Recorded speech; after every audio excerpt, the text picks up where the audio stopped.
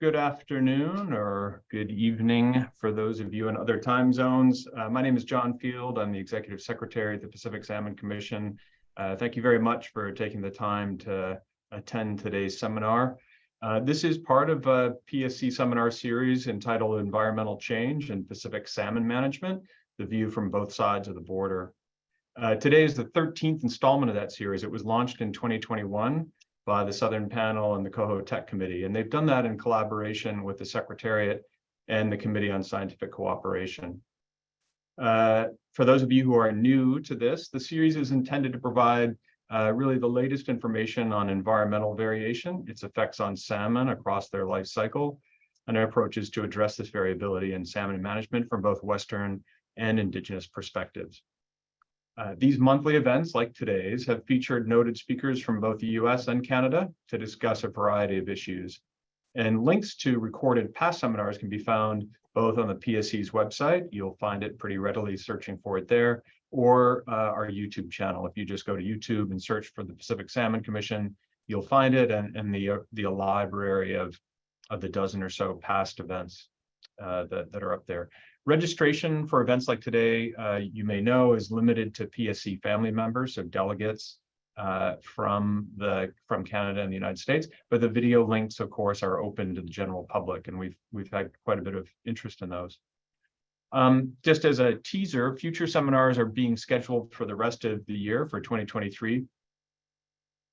Potential topics include things like forecasting for environmental variation, new management strategies for uncertain times, changes in salmon life history and productivity, hatchery and wild salmon interactions, what is and what's not known, adaptive management, lessons learned from salmon reintroduction and dam removals, and other things that the steering committee is considering and trying to line up speakers for. In the near term, we have a couple seminar dates already clinched. On June 28th, we will have a presentation on environmental change and changing sizes in Pacific salmon. The presenters will be Krista Oak from NOAA and Cam Freshwater from DFO. On July 26th, the topic will be large-scale habitat protection, and that'll be presented by Mara Zimmerman from the Coast Salmon Partnership and Roger Dunlop from the Mochalat First Nation. Zeroing in on today and the topics right at hand, today's seminar is entitled Climate Assessments and State of the Salmon. This will be a joint presentation from Sue Grant and Dr. Michelle McClure. Following this, we'll take a short 5-minute break. People can post their questions or their thoughts in the chat feature within Zoom, and then we'll begin a moderated Q&A session to allow more in-depth exploration. In terms of today's speakers, Sue Grant has spent over 2 decades working on Pacific salmon in DFO's science branch. This has included supporting high sea salmon research, leading fisheries catch monitoring and stock assessment programs, and now guiding DFO's State of the Salmon program. Currently, Sue co-leads the State of the Salmon program with Bronwyn McDonald. The program fosters integration across salmon ecosystem experts to develop clear scientific narratives on salmon and ecosystem change. Through this work, Sue and Bronwyn have led workshops to produce a State of Canadian Pacific Salmon report, where climate change has emerged as the biggest driver of current and future salmon trends. A recent report will be published that focuses on how transformation of hatchery, harvest, and habitat management systems can support climate change adaptation. They, Bronwyn and Sue, annually report on how salmon, freshwater, and marine ecosystems are responding to climate change. They have also developed a DFO wild salmon policy rapid status approach to assess salmon status and an interactive data visualization tool known as DFO's Salmon Scanner to track salmon status and trends. Our other presenter, of course, is Michelle McClure. Michelle is the director of the Pacific Marine Environmental Lab, one of 10 field labs and one of 3 wet labs for NOAA's Oceanic and Atmospheric Research Program, otherwise known as OAR. The shift to oceanography was a leap for her, as prior to this role, Michelle served as the director of the Fishery Resource Analysis and Monitoring Division at NOAA's Northwest Fisheries Science Center, leading the scientific support for the management of West Coast groundfish. Previous roles at the Science Center included serving as the co-chair of the Interior Columbia Technical Recovery Team for salmon and steelhead, and leading NMFS's national efforts to develop guidelines for incorporating climate change science into ESA, Endangered Species Act, decision-making. Michelle received her PhD from Cornell University in ecology and evolutionary biology with a focus on fish development and evolution, and a bachelor's degree from the Evergreen State College. Michelle enjoys working at the interface of science, policy, and management, and is enjoying learning lots of new science in her new role. My tea leaves tell me that it is time to turn it over to Sue Grant, who will start us off in the joint presentation. And with that, Sue, please take it away. Well, thank you, John. Hello, everyone from the Pacific Salmon Treaty world. It's great to be back, having worked on Fraser Stockeye forecasting for a decade. It's nice to be back in this world with all of you. What Michelle Bronwyn and I are talking about today is climate change adaptation, particularly as it relates to Pacific salmon management. And before I begin my talk, I just want to acknowledge that I'm presenting today on the unceded traditional territories of Musqueam, Squamish, and Tsleil-Waututh nations. And I also want to acknowledge the fact that in the State of the Salmon program that Bronwyn and I lead, we work with a lot of different experts on salmon ecosystems and the salmon management systems. So there's a lot of contributors that have provided insight and conversation and input that you'll see peppered throughout this presentation today on our end of Canada's end of the presentation. So this is a roadmap of our presentation. We're going to talk about first, what is climate adaptation? So ask that question. Then we're going to talk about why we need to be thinking about adaptation. And in order to answer this question, we're going to introduce the concept of non-stationarity.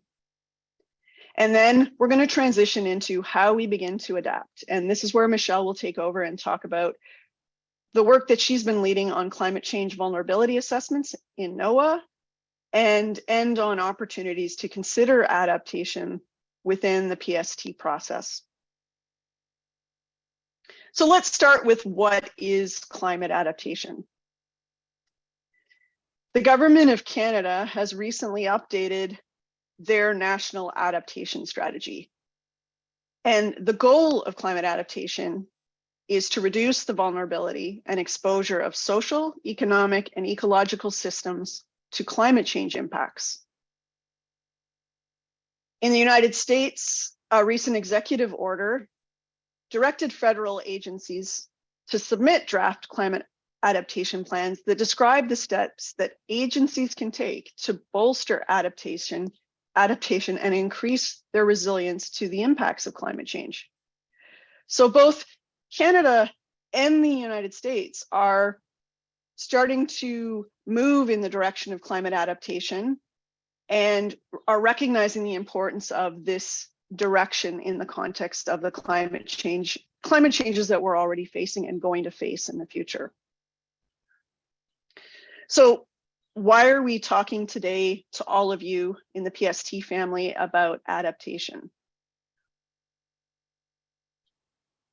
To address that question, we're going to introduce the concept of stationarity. And the punchline of this story is that stationarity is dead. Stationarity is the idea that natural systems fluctuate within known limits. So there's this relatively stable climate envelope, and you have variability within it. That doesn't mean that you won't see periods of warmer trends, like when we experience an El Nino, or cooler trends, like when we are in a La Nina phase. But it is all fluctuating within this stable climate envelope. Environmental conditions have been stationary, essentially, for the last 10,000 years, and the last few hundred years of human population growth, so the massive amount of growth that humans have had on the planet, has occurred during this relatively stationary period of environmental conditions. So our economic systems, our agricultural systems, our resource management systems are all based on the assumptions and expectations of stationarity. But we know things are changing quite dramatically, and we're living these changes and more frequently experiencing extreme events that are punching through that stable climate envelope that we experienced over the past 10,000 years. 2021 stands out. This is a story that's told many times now as a record-shattering temperature that we experienced here in Canada. So all-time, all-record temperature of 50 degrees Celsius in Canada. I think all countries, Canada, US, have experienced periods of unprecedented drought, forest fires, and we in 2021 also had unprecedented rainfall events that led to pretty catastrophic flooding just outside of Vancouver, so blocking access to our road networks at that time. So big events are happening in the terrestrial, freshwater aquatic environments. And we're also seeing these big changes in the marine environment. So starting in late 2013, early 2014, an unprecedented heat wave developed.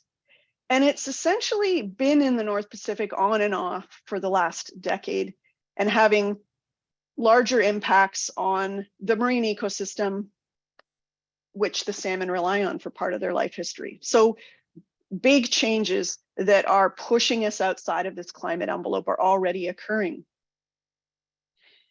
These big changes that we're already seeing have occurred at a time when we've seen 1.1 degrees Celsius of increased warming on the planet, and that's equivalent to 2 degrees Fahrenheit of warming. This is a figure of temperature change relative to historical values. So from 1950 to roughly present day, we've seen about 1.1 degrees of warming. And these three lines are projections. So climate models projecting temperature change into the future based on different scenarios. This best case scenario is based on a goal that countries have committed to. So to not to stick with 1.5 degrees Celsius, not to exceed that from a global warming perspective, to avoid substantial loss and damage on the planet. Our commitments, however, our action commitments are set at 2.5 degrees of warming. So all our actions combined will lead to much more warming than the goal that we've established together as a global community. Status quo is if we maintain a heavily greenhouse gas committed, fossil fuel dependent global community. If we maintain that, temperatures projected into the future will be much higher. These are plausible future scenarios in regards to where we plausibly could be heading from a climate change perspective. And one of the key points that I wanted to make in this slide was that we're already experiencing warming up to 1.1 degrees, experiencing big changes, and more is coming. We're not stabilizing and we're not in a new normal. We're in now a period of continual change for the coming decades. So just to recap, our human civilization developed expanded substantially under relatively stable environmental conditions, and we're moving into conditions that we've not experienced before, that aren't stationary, and they're forcing us to reconsider our assumptions and our expectations about the future.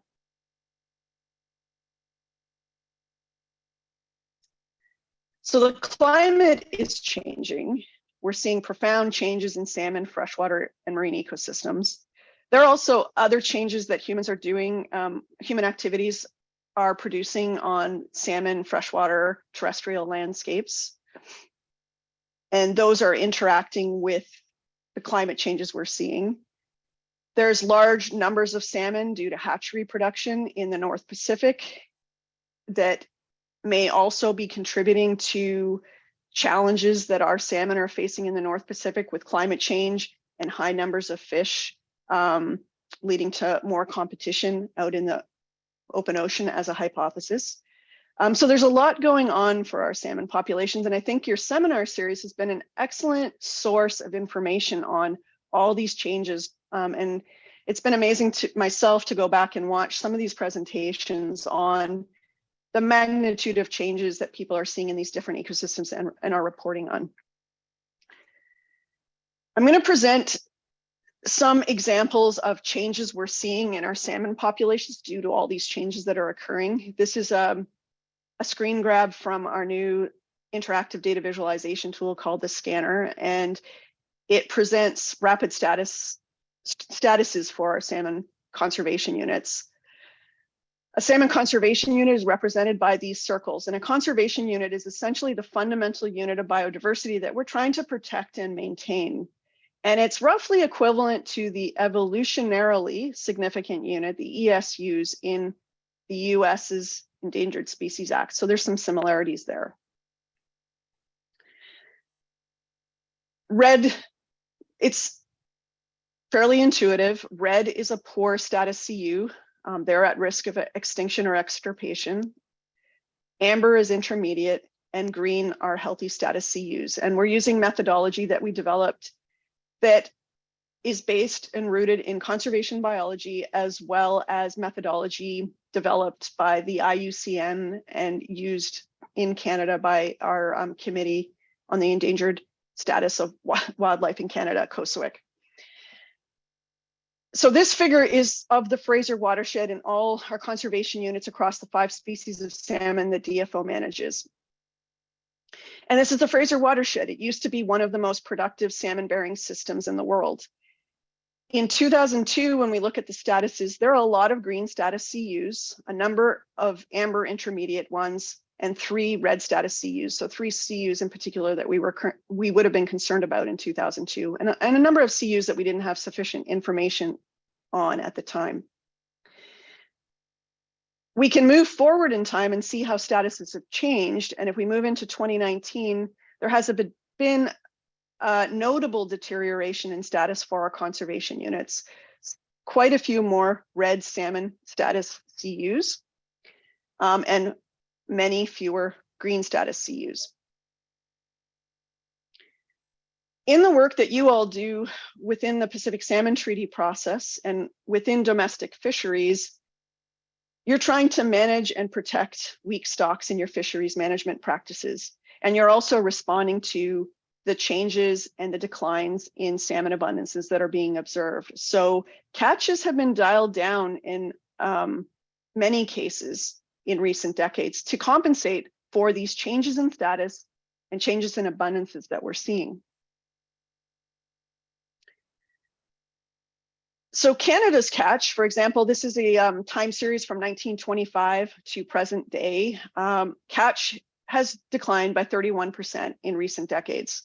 We historically had salmon catch across all our 5 salmon species of 24 million, and that's dropped down by half, down to 10 million numbers of fish. If we move south of the Canadian border into the southern US with salmon populations, the pattern looks very similar in terms of catch trends. So higher catch in the first 70 years of the time series and a drop down in catch in recent decades. So this is a 53% drop. Moving up into Alaska, total catch, there's an opposite trend. Lower catch early in the time series and a bump up in recent years of 149%. Now, all of those of you working in Alaska or with Alaskan colleagues know that this bump up in catch in Alaska is driven by particular populations. And one notable example is Bristol Bay sockeye, which had a huge bump up in production. So this is playing a big role in driving up catch in Alaska. But Alaska is also seeing declines in Chinook abundances that are similar to trends that are being observed in Canada and the southern US, and in recent years, declines in chum abundances, which are similar again to what are being observed in Canada and the southern US. So there's some similarities between these geographic areas and countries and some differences as well. If we step out and look at, those are the catch trends in North America, but we want to step back and see if there's similar patterns occurring on the Asian continent. This is a map of the North Pacific with North America on the right side and the Asian continent on the left side of this map. And I already presented the catch trends. Latitudinally, as you move south, catch declines. So that's sort of the last five, this is comparing the last 5 years to the previous decade. So declining catch trends as you move south, and a little exception, or a big exception, being this location in Alaska. I'm pointing out California. They're not necessarily an apples to apples comparison of catch trends with other countries, because there's very small catch numbers in California, and 1 year is playing a big role in bumping up this catch percentage. If you move over to the Asian continent, the Russian Far East up north is experiencing increases in catch, but as you move south, they're experiencing decreases in catch. Japan is experiencing decreases in catch, and Korea is experiencing decreases in catch in the last 5 years. In our work with the North Pacific Anadromous Fish Commission, we're publishing a report on the status of salmon throughout the North Pacific with our member countries. And all countries are expressing concerns about the patterns that they're seeing in their salmon populations, and also concerns about climate change and what it means now and going forward into the future. Not only are we seeing trends now with our salmon populations, but there's more and more research coming out where scientists are taking the global climate models and layering on information about different fish species and projecting forward how salmon or fish species might respond to global climate change going forward into the future. And these are a series of papers by William Chung from UBC and his colleagues looking at climate change projections and projections of sockeye salmon biomass change, which they project will decrease under climate change through to 2100, and their geographic distribution, their latitudinal distribution increases or moves north in the ecosystem. So there's more and more research coming out on this, and I think that's where Michelle's talk's gonna shed some more light in terms of future-looking perspectives on where salmon are going. So talking about the importance of climate change adaptation and the fact that we're moving out of this stationary climate envelope into this non-stationary period where our assumptions and our expectations are having to rapidly change, because we spent so much time thinking in this sort of stationary, stable climate envelope. And we're seeing salmon responding to changes in environmental conditions and other factors. A key question to ask, given all these changes we're seeing and the responses in catch trends, is what is the vulnerability of Pacific salmon management systems to our current changes that we're seeing, as well as future changes? And just a reminder, climate adaptation is, the goal of it is to reduce the vulnerability and exposure of social, economic, and ecological systems to climate change impacts. So given the changes we're seeing, it's mapping this concept of adaptation onto the current changes we're seeing and the future changes we're seeing in the context of our salmon management systems. It's very important to recognize, given the trends we're seeing and the broad nature of those trends throughout the North Pacific, as well as projections and some insights that we're getting now on how salmon might do under future climate scenarios, it's important to recognize that there's limits to adaptation. We can't eliminate all risks, and there are many intolerable risks that are unavoidable. And this includes local species extinctions and declines in salmon production that we can't control. How we respond to climate change can occur on a continuum. On one end of the spectrum of responses we can take is carrying on business as usual. So largely basically maintaining our management systems as is. Within this one end of the spectrum, there's also coping, where we're making incremental changes to our existing management systems to try to improve things. But essentially, at this end of the spectrum, we're still working within rigid, complex management systems, policies, and practices that were all developed under the assumptions and expectations of a very stationary environmental system. In business as usual and coping end of the spectrum, in terms of responding to climate change, we're reacting to impacts. So we're in a very reactionary mode to all these different crises that are occurring. We're focused more on next year. What do we do next year than a longer term perspective? And we're also considering a narrow range of knowledge inputs. So surrounding ourselves with similar types of thinking in terms of business as usual, kind of carrying on the way we always have. The other end of the spectrum is the adapting end and the transforming end. And I think this is the end of the spectrum that policies coming out in Canada and the US are starting to recognize we've got to rapidly move towards, given the rate of change we're seeing. This includes redesigning our management systems, creating flexible, nimble systems to respond, not to respond, but to actually be flexible and nimble to the changes that are occurring and unexpected. There's a lot of different approaches and ways to move forward in terms of thinking about plausible futures that are informed by climate change trajectories. And this is called scenario planning. And NOAA's actually been quite a leader in thinking about scenario planning and thinking about how do you design systems given plausible future scenarios. It also helps you put the kind of flexibility and the nimble system thinking that you need within your management systems in rooted in perspective about thinking through where we're going or where we are. It also involves planning for the long term. So not thinking about, I don't know what happened. The screen was just heating up. I don't need the slide. I'll just say, taking that bigger, when it comes to adaptation, it's looking much bigger than within your own treaty chapters, but breaking down silos between that. Also thinking more broadly than just salmon fisheries, but other fisheries, and then taking a step back even further and thinking about other types of sectors like agriculture, forestry. So there's a lot of work we have to do to start thinking big.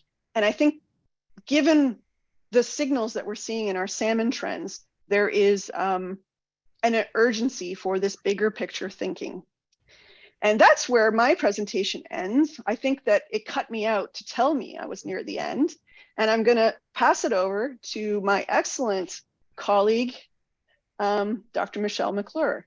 Thanks to everyone who invited me. Thanks for those who came. I definitely appreciate it. So I'm going to talk about a specific application of vulnerability assessments, climate change vulnerability assessments. And I'm going to walk through first what they are. We first engaged in a large-scale assessment across the California current writ large. And so I'm going to talk about that one. And then we actually conducted a much more localized Salmon vulnerability assessment. So I'll talk about that for a little bit. And then at the end, I'll wrap up with some uses of these assessments and how we move forward, kind of building off some of the things that Sue was just talking about. Okay, so a climate vulnerability assessment is basically a structured way to evaluate how vulnerable a species might be to the anticipated climate changes that we're seeing. And it's a function of three things. The first is how exposed the species is. So is it, does a species exist in a place where it is going to realize the effects of the changes that we're anticipating? So for example, a species that, or an ESU. In Canada, those are CUs, like Sue just mentioned. An ESU that exists in areas where there are intermittent streams is much more likely to be exposed to the effects of heat and of low water than, say, a species that lives in an area in streams that are ground fed. So exposure is one. The second aspect is sensitivity. So how much does that factor actually affect the species in question? So for example, a species might be heavily exposed to increased temperatures, but it doesn't really care. It can persist in a wide range of temperatures. And in that case, the vulnerability would be relatively low. And then the third factor is actually adaptive capacity. And that's the ability of the species, either through changes in behavior or changes that are induced by the environment, or long-term evolutionary change, to actually change in a way that it becomes suited to the new conditions that it faces. So this is actually work by Foden that describes all the sectors and how they interact. But the crux of the matter is that a species has to be both exposed to a change, it has to be sensitive to that change, and it has to not be able to adapt to that change to be vulnerable to climate change. And the converse is also true. If it actually, I've just forgotten which way I went, but I think you get the picture. So I'll move on from there. So we took a large scale view. We looked at fishes in the U.S. West Coast in the California current. We looked at all the species for which there were both management plans, harvest management plans, and for which we had enough data that we could actually compile information about these species. We looked across a wide range. We looked across a wide range of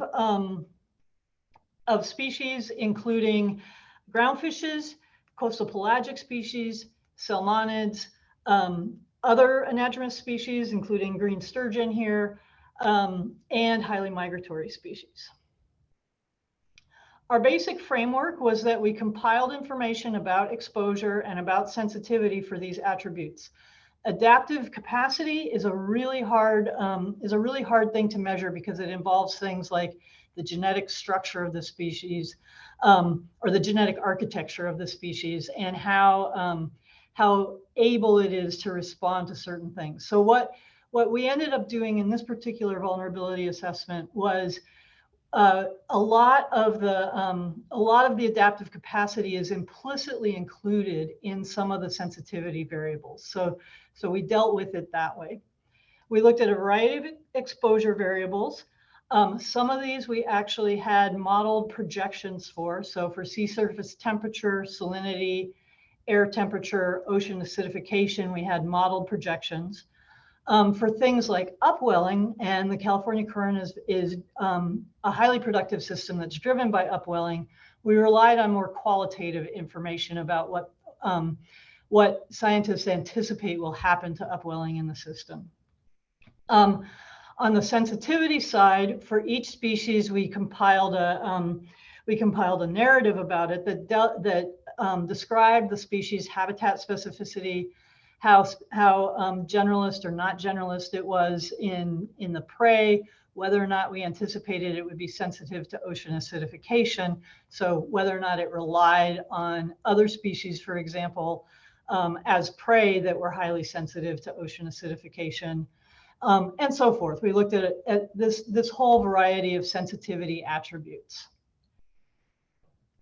Okay, but as we all know, in the US, salmon are not managed at the species level. We've got 28 different ESUs that are listed under the Endangered Species Act, and they are primarily managed as ESUs, not as full species across the California current, the way the other species that we looked at were. And these are the domains that we have in the US.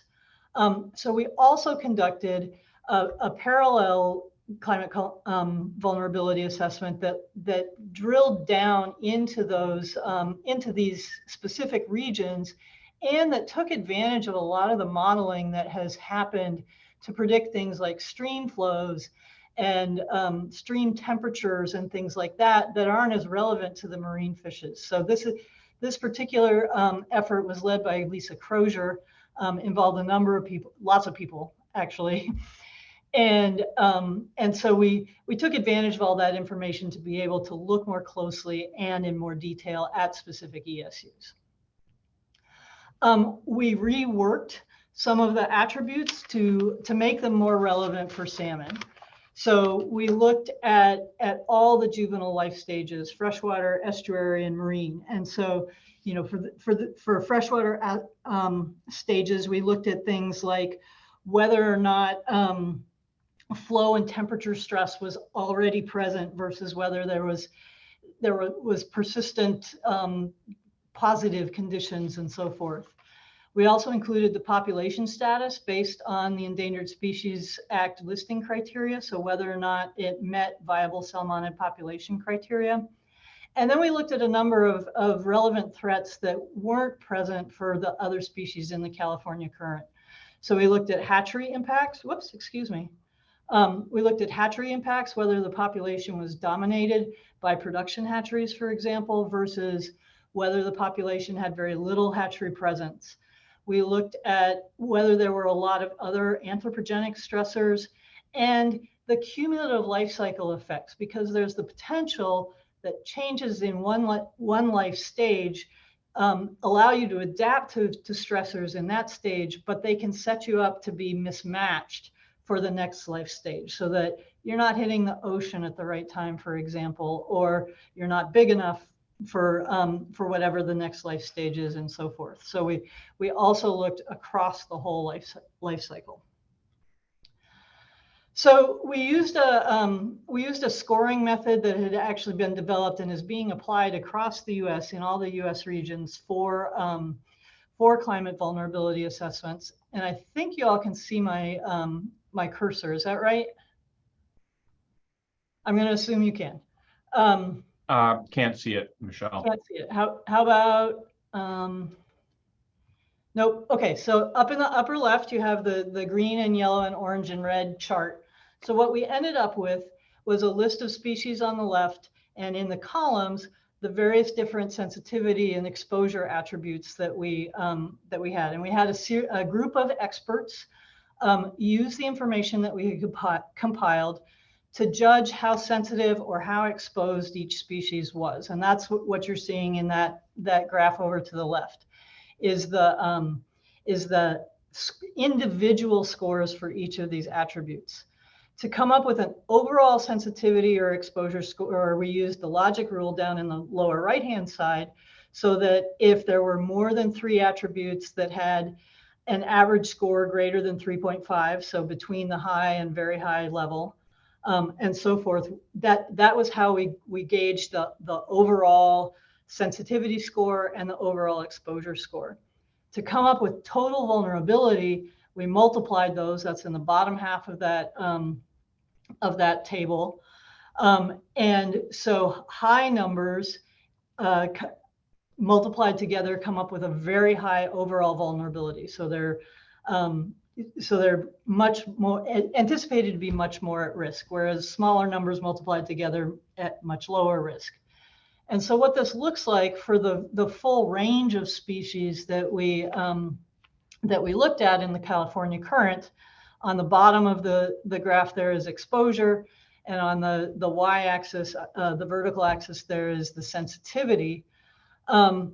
And we had a number of species spread across the range of low vulnerability all the way up to high and very high. And when we look closely at the high and very high area, what we see is that those are dominated, in fact, by salmonids, by species that are highly restricted in their range, for example, the Puget Sound fish, and by other anadromous fish such as green sturgeon. One of the things that we looked at, and again across species, and you can see here they're broken out by functional group, whether they're coastal pelagics, flatfish, other groundfish, and so forth. So we looked at overall vulnerability. We looked at the potential that they might change their range, and what the experts thought the overall directional effect, whether climate change was likely to be overall positive or overall negative for the species in question. And what we see, again, as we saw in that table that we just looked at, is that overall salmonids are, as a group, tend to be the most vulnerable to climate change, followed closely by, most closely by rockfish, whereas things like coastal pelagic species and highly migratory species that can move are have many more species that appear to be less vulnerable to climate change. We also see differences in the potential for distributional change. So this is the middle column here, where again, and this is not at all surprising, species like highly migratory species are much more likely to be able to shift their range in response to changing conditions than species like rockfishes that tend to be territorial. The thing about overall directional effect, which is the rightmost column here, is that overwhelmingly, our experts estimated that climate change was anticipated to be neutral to negative for these species. We had only one species where our experts estimated that that climate change was likely to be a net positive. So we're looking at a system that is likely to be heavily affected by climate change as a whole.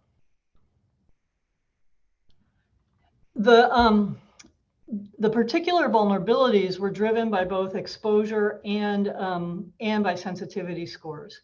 And at this large scale, and again, this is the marine phase, the high exposure scores were driven by sea surface temperature and ocean acidification. So the lower column here is probably shows that the best here, or the lower figure, where it shows the number of species that when that variable was removed, that the vulnerability rank changed. So it had the largest impact overall on vulnerability scores.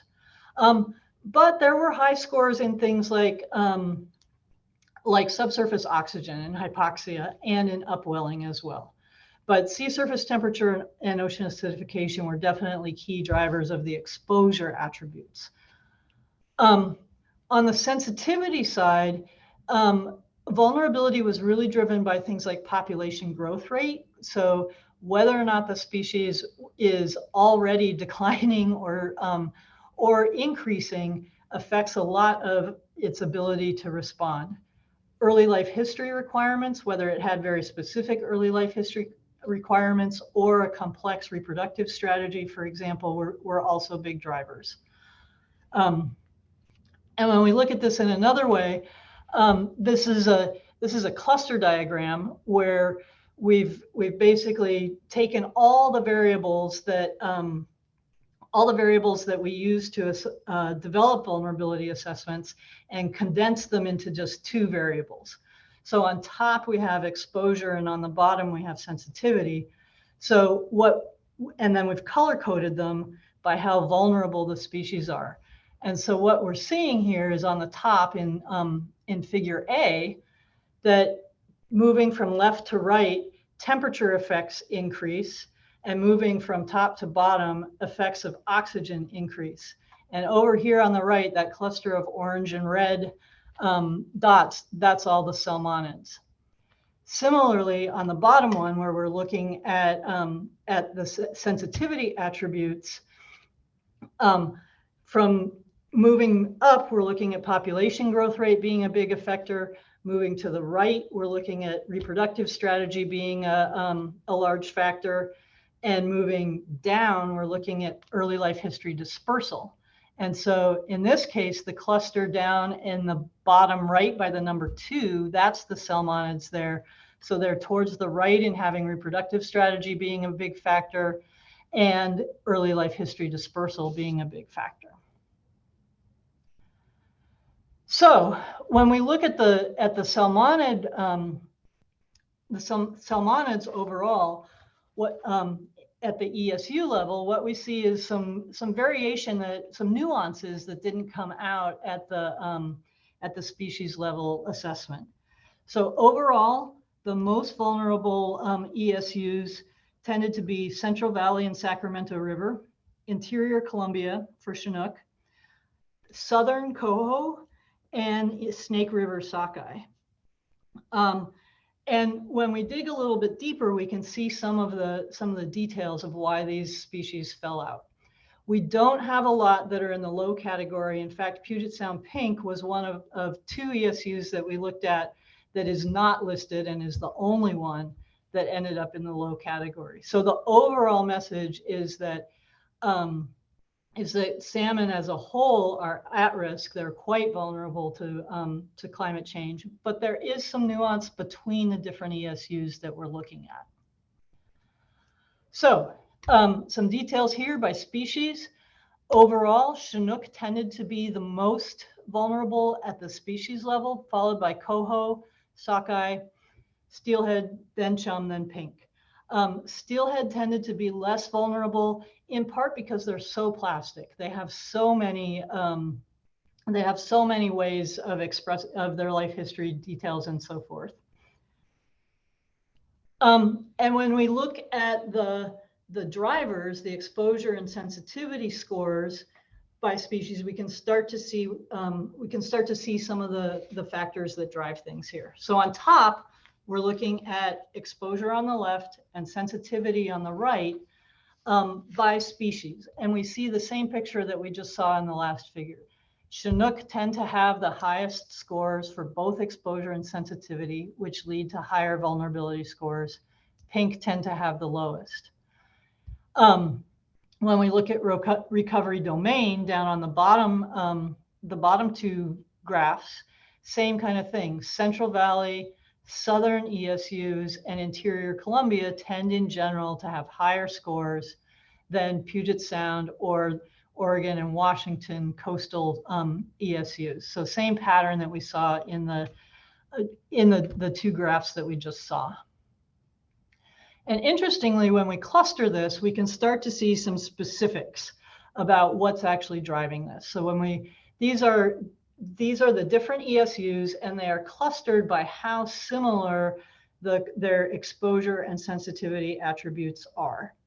So the first level of division is between southern species or southern ESUs and northern ESUs.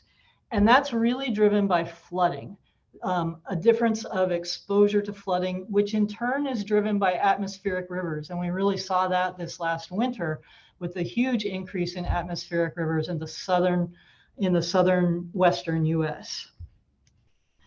The second big division is really within the northern branch there. Actually, in both branches, both the red and the blue, we're looking at steelhead versus all the others. And again, this is driven by differences in the early life history and juvenile freshwater stage.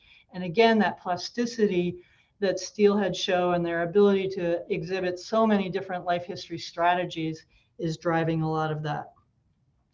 And then finally, on the blue side, in the northern area, we see Interior Columbia, Chinook, and sockeye. So that's Interior Columbia plus the Willamette. And that group is really driven by temperature stress in the adult migration stage and the summer holding stage.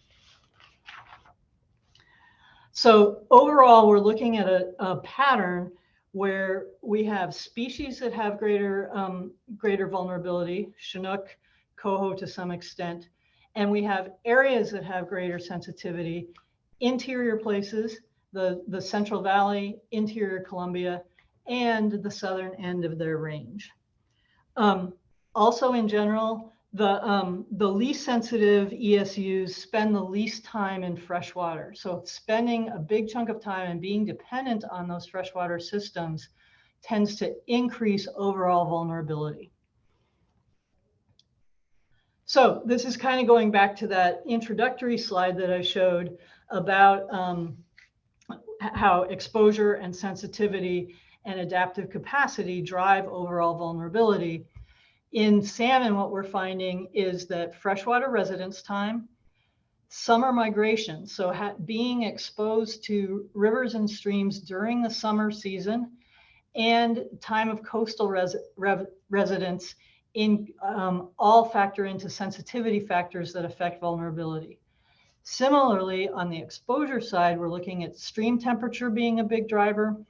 we're looking at flow being a driver. And in that area, it's actually the change of the hydrologic regime from being rain dominated or from being snow dominated to being one that's more transitional or rain dominated, and sea level rise as a whole. pH also was a factor in a few of the ESUs. And then finally, the adaptive capacity aspects that we saw were overall population viability. A population that's really robust right now has more ability to adapt. A population that's not exposed to a lot of anthropogenic factors that disrupt natural processes tends to have higher adaptive capacity, and ESUs that have greater flexibility in their behavior, in their timing, in their run timing, how long they stay in freshwater versus not, and so forth, also tend to have higher adaptive capacity. Okay, so this was a lot of work.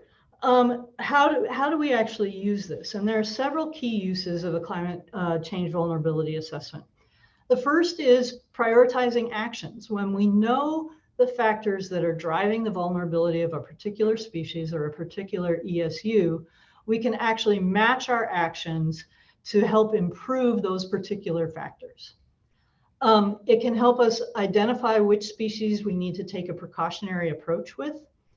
It can contribute to other vulnerability assessments where we look at overall more comprehensively fisheries vulnerability assessments, community vulnerabilities assessments, and so forth.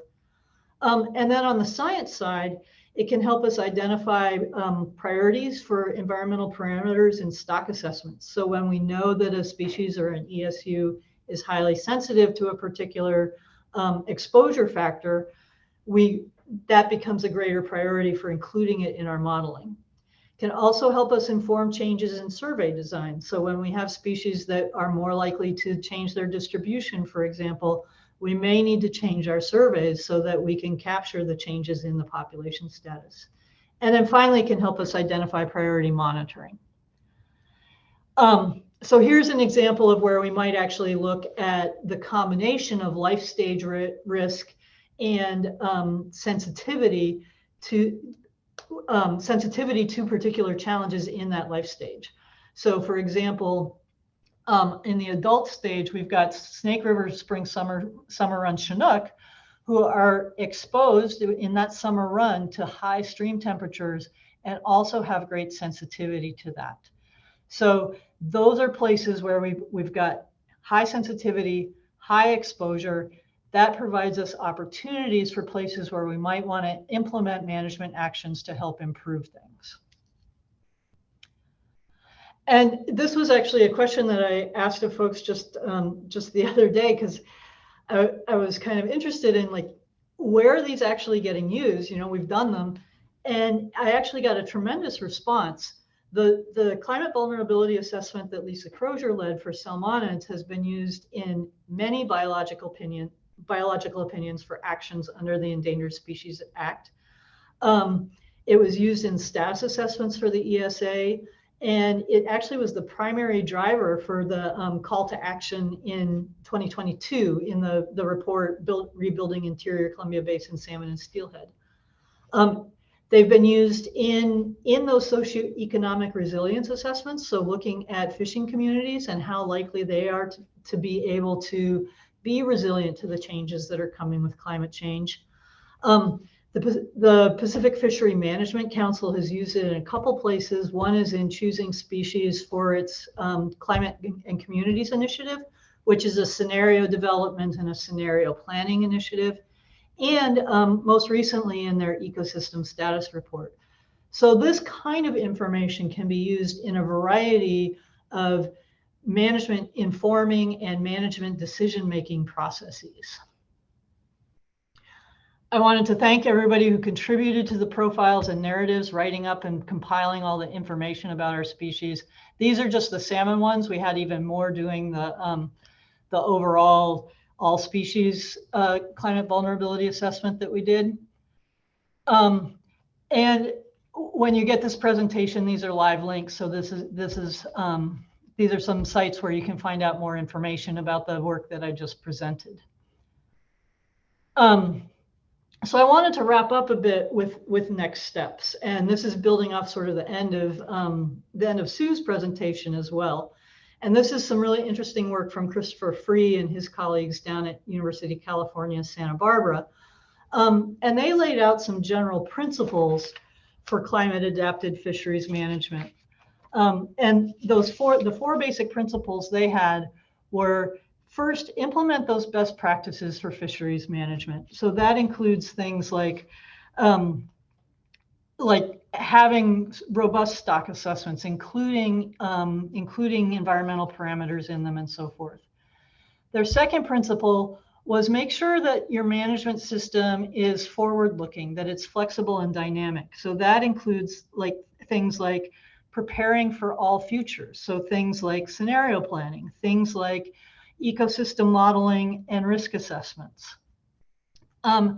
A point that they brought up that I thought was really interesting was fostering international cooperation, because as this group knows, we have many species that are transboundary or that are likely to change their distribution. So having robust and positive relationships between countries for continuing to manage those species that change their distribution in positive and sustainable ways is going to be very important. And then finally, this aspect is not a biological one, but building socioeconomic resilience through things like diversifying fisheries and providing support for fishing, improving fishing technologies and so forth are an important point. And this was actually some modeling that they did. I put these slides in the wrong order, but this was some modeling that they did where they looked at profits and catch, as well as the proportion of stocks. And this was a worldwide assessment that would be above BMSY if different management scenarios were implemented. So the angrier the color, the lower the proportion of stocks above BMSY. The darker blue, the more stocks that are above BMSY. And what we're looking at is scenarios from business as usual. And again, Sue talked about business as usual, up to scenarios where changes in management to reflect changes in productivity and changes in distribution were affected. And what we can see from this, and these are different, each square is a different climate change scenario going from least bad to worst on the right-hand side. And what we can see with this is that as increasing management techniques to deal with those productivity changes and distributional changes are implemented, both catch on the x-axis and profits go up. The vertical line in the middle is 0, so that's in comparison to today. So maintaining both catch and profits over time is dependent on having those adaptive management strategies in place. And I'll completely own that I have not been in the salmon world for quite a while. I haven't been terribly aware of the treaty processes, but I do understand that you have some upcoming opportunities to actually consider and discuss how to adapt the Pacific Salmon Treaty processes to be robust to climate change. And there's a fair bit of literature out there to help with that. And with that, I will stop sharing if I can find the right window. Thanks very much, Michelle and Sue. That was really helpful for me, and I liked the tie-in to our CSC work that you mentioned there on the final slide. It is a really key part of the conversation going forward as the countries get ready to renegotiate the treaty and make it more relevant. With that, I think we will take our 5-minute break unless someone tells me otherwise. All with a view toward coming back to our facilitated Q&A session. That would put us on my clock at 3:07 p.m. Pacific time. And please take the health break you need to, or get a glass of water, and we'll come back in 5 minutes.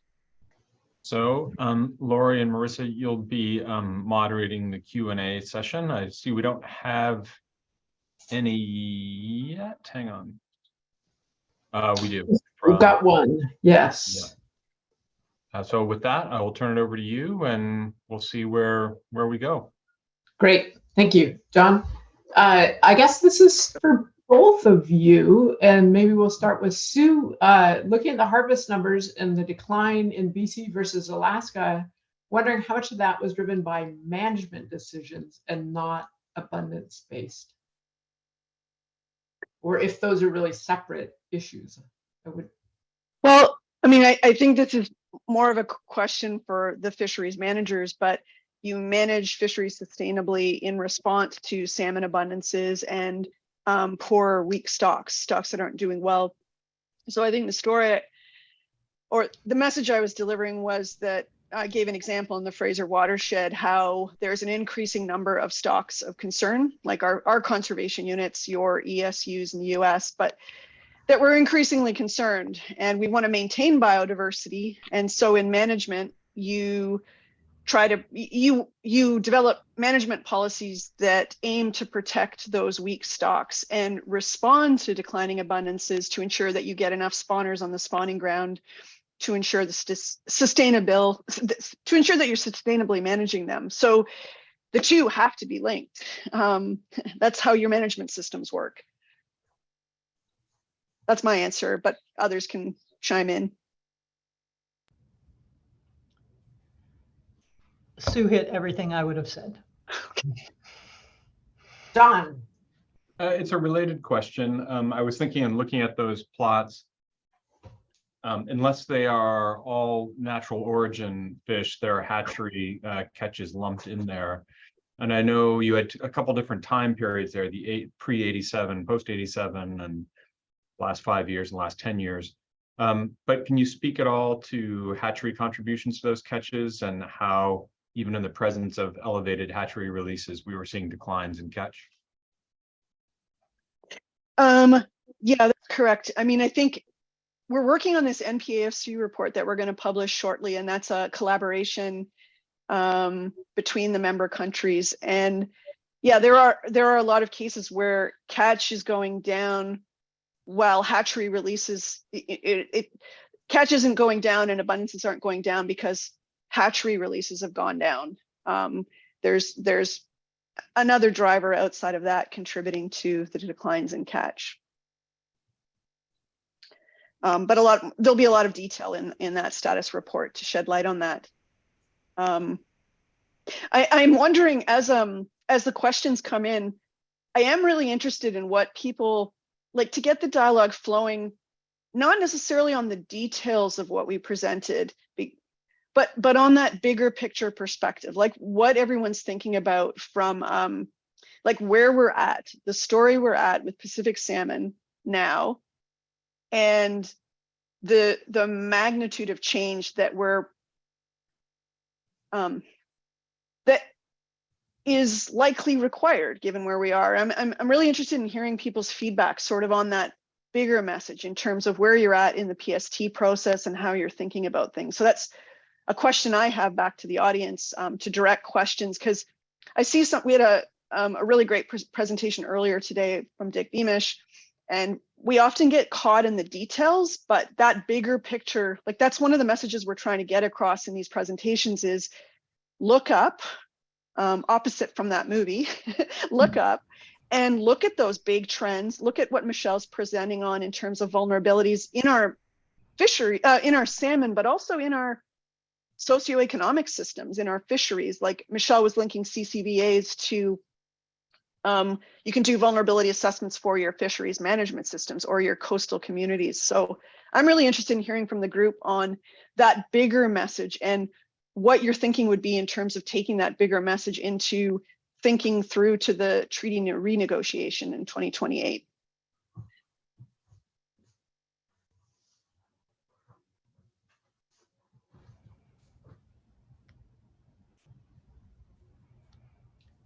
Risa? Well, Sue, while we wait for more questions to come through in our Q&A, one of the things that you said really resonated with me, and it's this idea of breaking down silos. So breaking down silos between, fisheries, between countries, between, in particular, freshwater and marine sort of realms where salmon are spending both their lives. And one of the things that is often a perception is that there's really little that we can do in the ocean to sort of help salmon, so that this policy framework or management decisions are really kind of limited to actions we can take in freshwater or terminal fisheries. And so maybe some of your thoughts on how to break down those silos and, move from, you have to start somewhere. So, starting in the near term and thinking more to the longer term, how we can start breaking those silos down. I'm gonna also ask for Michelle to weigh in from the NOAA perspective. I think from our perspective, a lot of us have been breaking down silos both within the salmon world, outside of salmon fisheries, outside of the freshwater marine ecosystem for salmon, and then across sectors. It's going to take a lot of risk taking. We feel like we're playing it safe by playing within the status quo, maintaining our management systems as they are, and we're adding more and more complexity. We're going to be publishing a climate change paper that points to some examples on how by maintaining status quo, we're making our systems actually more rigid, adding more complexity. And that's how human civilizations have actually broken, smaller civilizations, because they create so much complexity. So I don't know how to answer that, except that we all have to be brave and start stepping outside our comfort zone. And I think there's a lot of comfort in focusing on details, which is why my comment was to look up and not focus on the detail of our presentation, but instead absorb the overall message that we're delivering and say, we have got to start taking what aren't risks, but we think of as risks, and step away from our current management structure and bring in really bold thinkers, people who are thinking in different ways, because we can't solve a complex problem with, PST is actually really great because you do bring together indigenous knowledge systems and Western knowledge systems and local communities and fishers. But we even have to go beyond that. Looking at fields like medicine and what they're learning about adaptation. And it sounds kind of bizarre, but bringing in really bold thinkers and taking a risk and breaking out of this cycle of survival from one year to the next. So I don't have an answer, Marisa, but I know we have to be brave and bold. And I think the salmon are telling us that. And we have to look up. And I don't know, Michelle, you have experience that probably can contribute quite a bit. I'll try. So I think Sue is absolutely on target, and I don't think we can forget the cause of the change that we're looking at. That we have a massive anthropogenically induced increase in temperature and increase in ocean acidification, and ultimately that's something we can't ignore by improving habitat and so forth.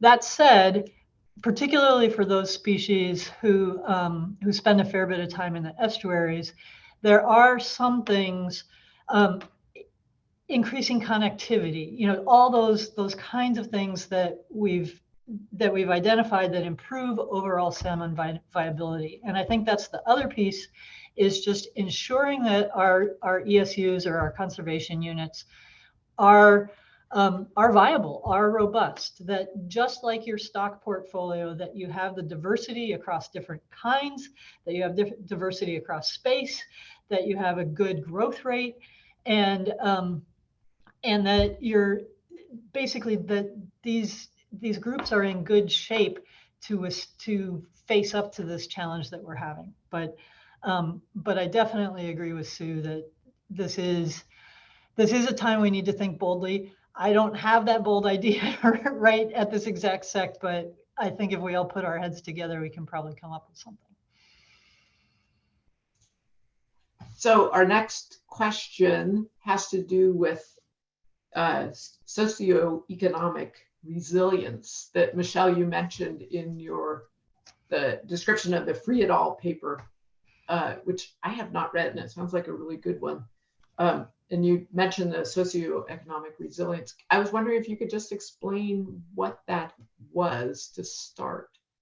So a lot of what that focus is on how do you make a community or individual fishers or a fishery in general less dependent on a single thing. Again, just like in stocks that you invest in the financial markets, you don't invest only in one sector. And so having, for example, multiple fisheries or access to multiple livelihoods, I think Sue mentioned this one as well, allows you to build resilience to changes or impacts in any one of those. Another part of that is actually governance and making sure that you have a governance system that allows you to respond to those changes and support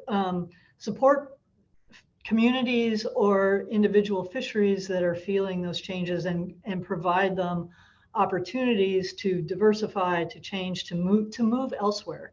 And that also includes things like international cooperation. How are you going to manage a species that is moving across boundaries sustainably and together, basically have a joint approach across countries?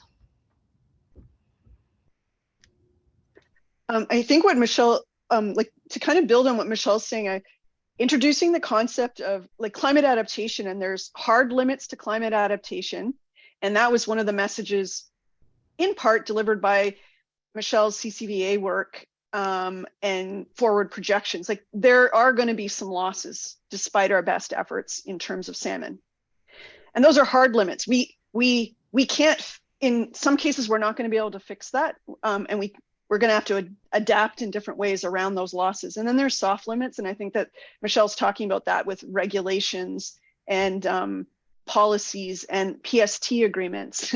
Those are soft limits, meaning we have the opportunity to change them, but they become hard limits if we miss the opportunity to change them and we miss the opportunity to adapt. So when you're reading about climate adaptation literature, it's really interesting to think about things we have to adapt to that we can't change, and then things we can change, the hard and soft limits. Yeah.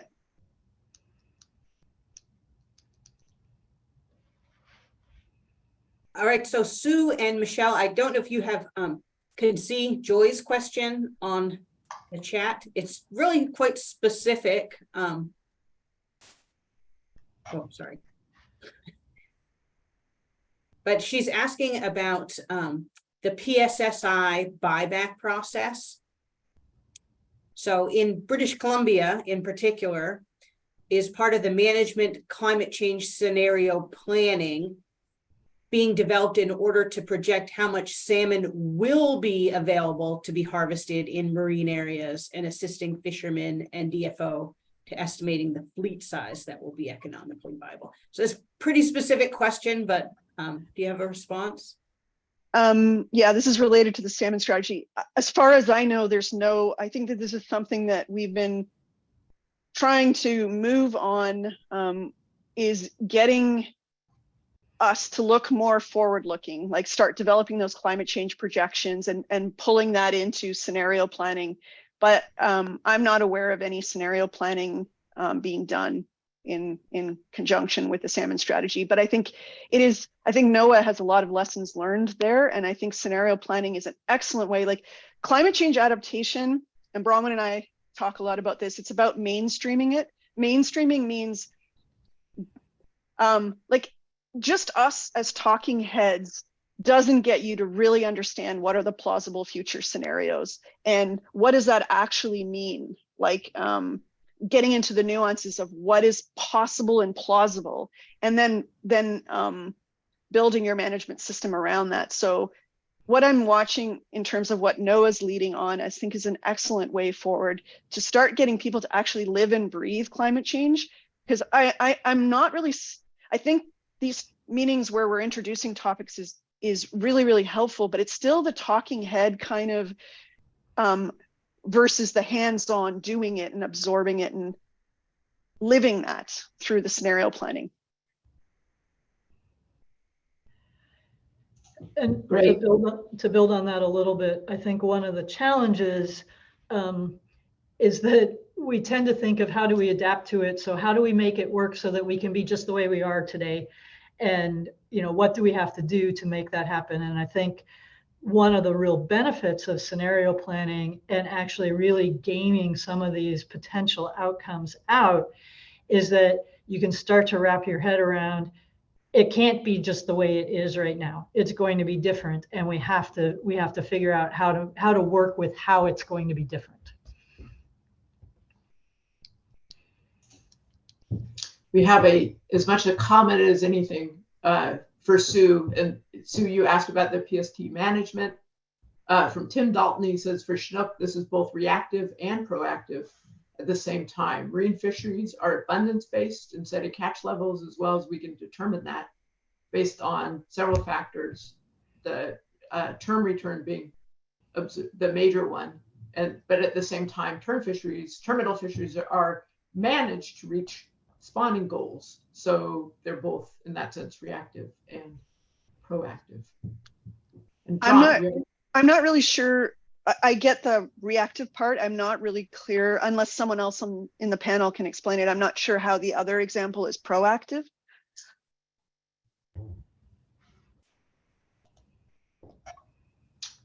I'm not sure either. Maybe Tim, you can write in a little bit more description of that. John, you have a question? No, I think it's more of an answer to Sue's question to the audience, or at least it's a partial answer. And it just reiterates something I said before we took the break and Michelle's last slide. I would say the Salmon Treaty process, the PSC as an organization, is just diving into what we can do differently, what we should be looking at as we launch into renegotiating another 10-year agreement that will start in 2029. The first phase in that was the CSC report that Michelle referenced, and it's up on the PSC website now under special reports. And that was meant to be a synoptic survey of all the chapters in Annex 4 and how they're currently addressing environmental variation and conveying uncertainty to the audience. It stopped short of making significant recommendations for the two countries.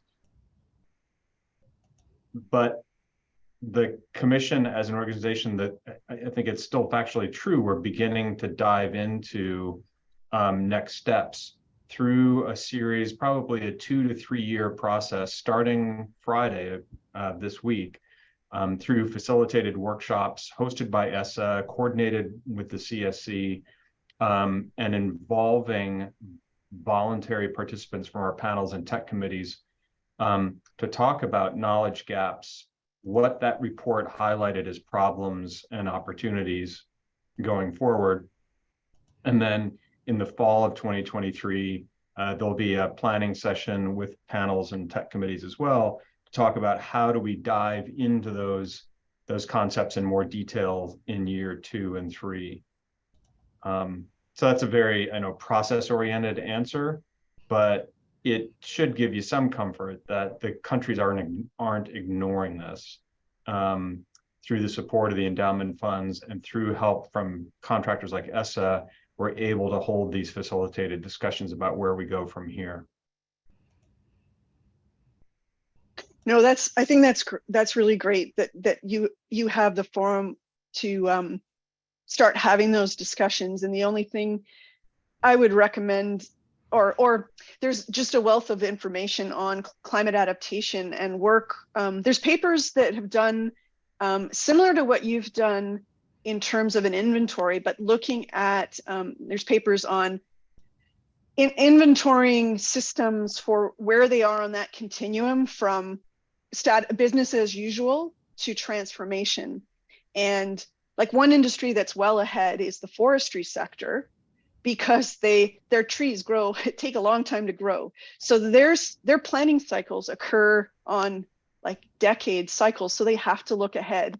And so they're actually well ahead from on that continuum. And that paper did an inventory on where you fall on that continuum. And that would be an extension of the survey that you did, but moving more into that bigger thinking, that systems thinking on like environmental covariates and uncertainty is something that Bronwyn and I worked on for 10 years on the Fraser River sockeye forecast. And we saw how much more challenging that became over time. So we've started thinking about those longer time scales, and we can send a bunch of papers on inventorying on a more bigger scale, like inventorying, like I said, the difference between are most of your chapters focused more on business as usual or coping, or are they more in the transformational end? So the only thing I would encourage you to do is free up some time for people to actually think, and because I know the treaty process is so complex and so busy on just planning for the next season, and free up some time. It's essential to find time to think about these bigger picture pieces and start thinking about more transformative elements. And that would be a recommendation I would have with the opportunity that you have. I would add to that by saying that the flexibility is going to be really important. We've never done this, right? No one has. It's kind of like a global pandemic. We've never had to respond to this before. And so and I realize it's very difficult in a process like a treaty, but having a system where you can go, oh, whoops, that didn't work, or, oh, that worked, let's do more of that, I think is going to be really important as we venture into the unknown. That's such a good point, Michelle. It's a lot of what we've been reading about is like in our government, there's a fear of failure, so we don't take risks. But we're going to have to take a lot more risks and a lot more experiments, like experiments in terms of how we think about things, and some won't succeed. But we have to be okay with that. Because if we don't take the risks, like you're saying, we won't make the progress we need in the amount of time we have. Thank you, Sue. Well, it seems that we are just about at time. And so I want to thank both you and Michelle for some amazing and thought-provoking presentations this afternoon. I'm really sure that all the audience is going to digest these presentations and will think of more to say as we engage in sort of this next step of the CSC and renegotiation. But for now, I'll leave it out. Our next seminar will be seminar number 14 of this series, and it's going to feature Cam Freshwater from DFO and Krista Oak from NOAA Fisheries up in Alaska. And they're going to be discussing ecosystem impacts on declining body size in Pacific salmon. So that will be June 28th, 2 p.m. via Zoom, and stay tuned for the flyer. And thank you to all of the attendees and participants, and we look forward to seeing you next time.